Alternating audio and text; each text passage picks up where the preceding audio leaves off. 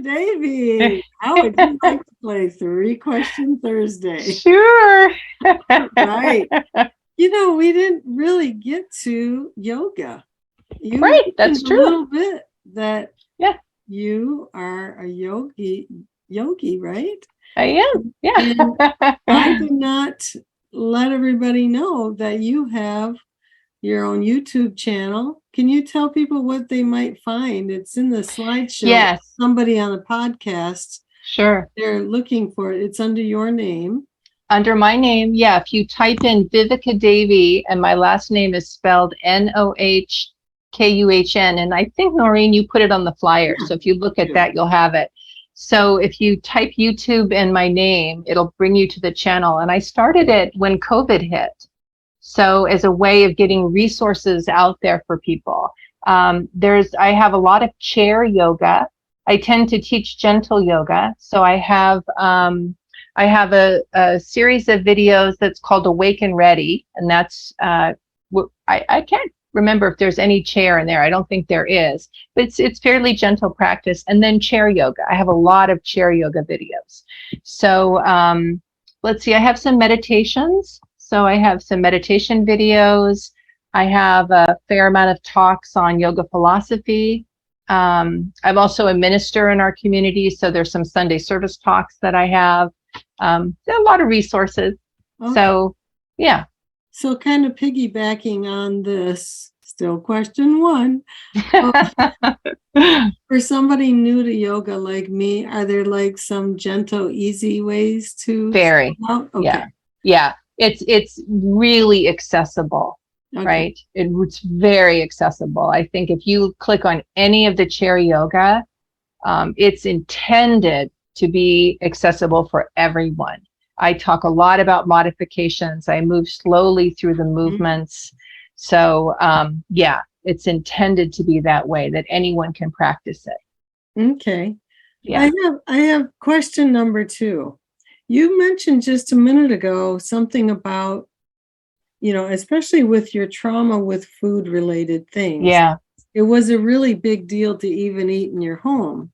Yes. And now you're to a point where you're planning a week at a time. Yeah. Can you share one favorite meal? It could be breakfast, lunch, or dinner that Sure. you'd like to. I mean, it just popped in my mind.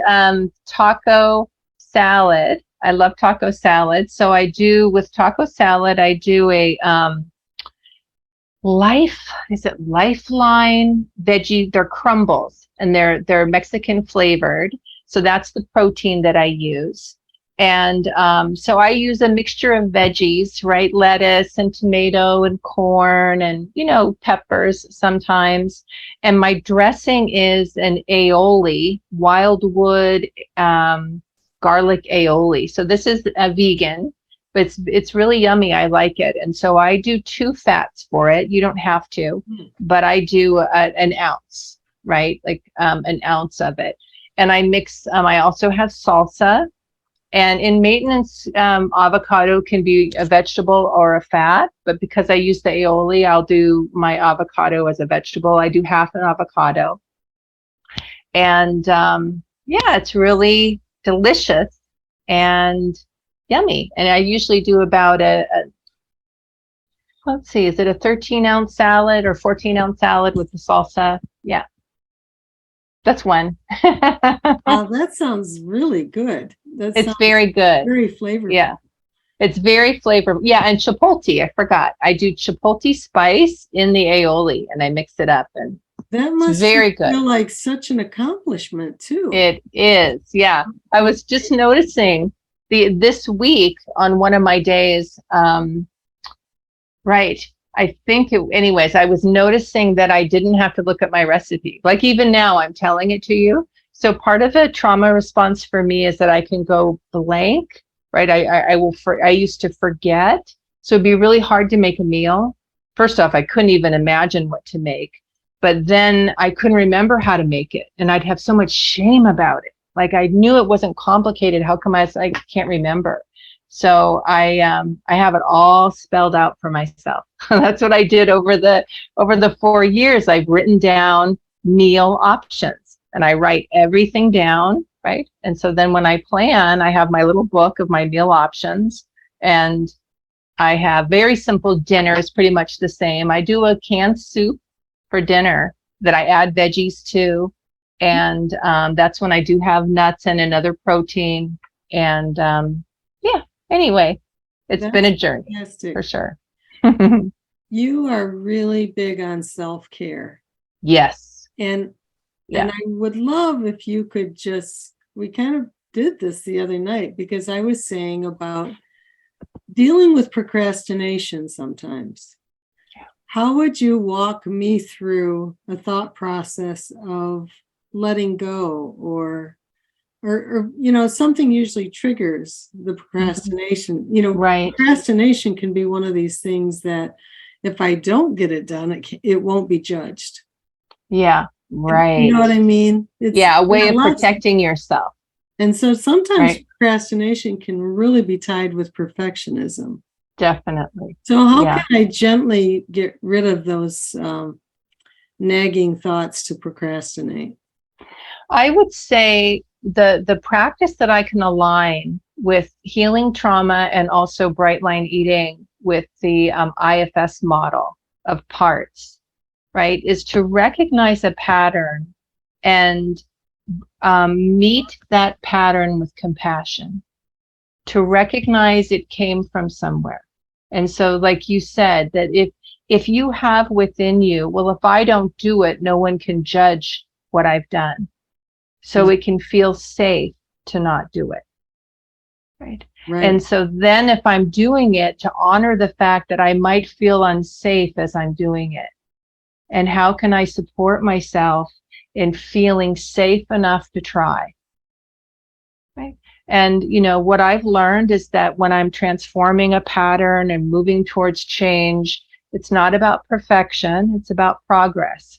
So to understand when something, like I will say with the parts works, I needed outside support to do that because it was so triggering for me. I love the idea. I immediately resonated with the concept, but I was like, I have some wounded parts that are extremely wounded, right? So love, compassion, positive self-talk, which meets the pattern with kindness.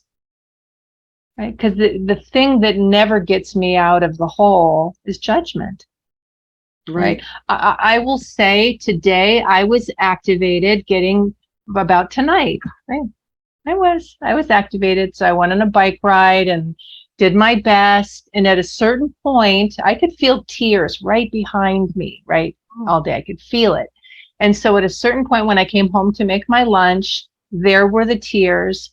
And what I said to myself, and I had to learn how to do this, is it's okay to be activated, right? And I can feel such a sense of failure. Like, how come I still get activated? There's a reason. Yeah. There's a reason. Wow. You know what's the one piece that I'm like pulling that right out is the part that you said, this may be a little uncomfortable. Yeah. Because you're telling yourself the truth. And before, because many books and such will just say, just do it. Right. But if you can just do it, but first understand this will probably be a little uncomfortable. Yeah. And you can keep moving forward. That's right. It's like taking your hand, right? Because often it's a small part. It's a young part, right? That these patterns get formed. Often, not always. That somehow was judged at some point. Somehow was judged. That's right. And so rather than be harsh with myself, get over it. How come it still is hard for you? You know better. Any of those things, they don't heal, right? It doesn't heal it. But if I can meet it with kindness, it heals it more every time. A little bit more is healed every time. Like, it's okay. Yeah. So be your own best friend. Yeah. The authentic self Susan talks about, right? And Everett talks about all those qualities, every one of them, curiosity, compassion, right? Those 8 C's.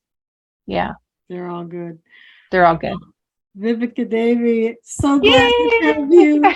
Thank you so much for sharing your story, your Oh, great yeah. inspiration, your great information. And Mm. thank you for playing 3 questions. You're so fun, Noreen. Thank you. And thank you, friends who stayed. It's so sweet. I so appreciate it. It's so fun. Good night, Yay. everybody. Good night, Stay everyone. bright.